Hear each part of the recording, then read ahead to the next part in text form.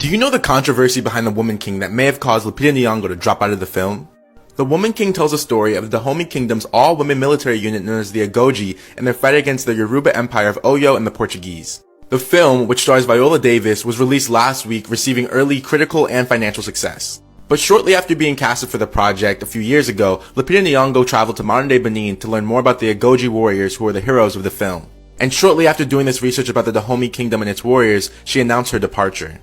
The reality is that the Dahomey ruling classes profited heavily off of the transatlantic slave trade, and they were one of the most notorious kidnappers and traffickers of enslaved African captives into the New World. In Nyong'o's short documentary, she says, any notion of the Agoji being a beacon of enlightened feminism like the Dora Milaje in Wakanda is long gone.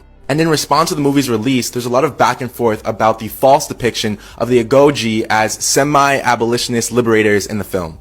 Many of the creatives behind the film responded, acknowledging the historical inaccuracies, but highlighting the commonly accepted liberties taken in historical war dramas to tell a clear, compelling story. Additionally, Davis recently said in an interview, if you don't come see The Woman King, then you're sending a message that black women cannot lead the box office globally. And though that might not be the intended message behind not seeing the movie, Davis is probably right, and that's the way that Hollywood would interpret declining viewership. In our current society, it's impossible to decouple the impact of a boycott based on these critiques from the impact of the misogynoir that we know is driving a lot of the backlash to the film.